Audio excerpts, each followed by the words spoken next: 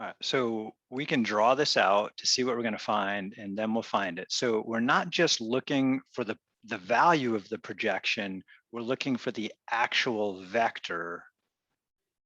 So first I'm going to draw it and then I'll calculate it. So we have the vector -3, 4. So why don't we start, say, here. So from here, -3 up 4. 1, 2, 3, 4. So that's about there-ish. And then we want to take the vector 2, 1. So let's use, say, blue over 2 up 1. So there's that vector. So here is my vector B. And this one is my vector A. And I want to find a new vector. That's the projection of vector B onto vector A. Now they're more than 90 degrees apart. So to figure that out, to see it pictorially, I need to take A in the other direction, kind of extend a line through there. So I'm just going to draw over this. Oops. Try that again. Come on.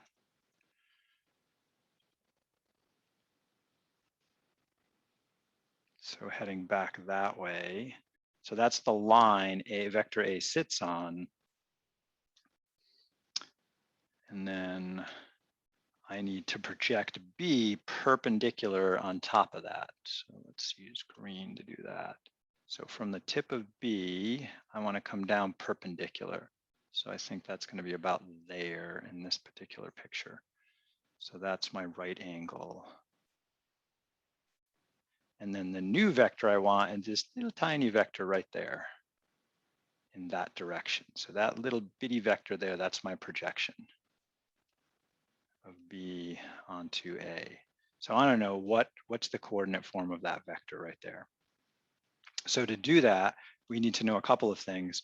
We need to know the value of the projection, which we know how to calculate. And then we need a unit vector in the direction of A to go with that. So ultimately what we want here is the unit vector for A. So that's A over the length of A. And then the length of the projection on B, we know how to calculate that. That is A dot B divided by the length of A. And super important here, most of the things I wrote down here are just numbers. The only actual vector in this calculation right here is A right here. So that sucker right there is a vector. All of these other parts are just numbers.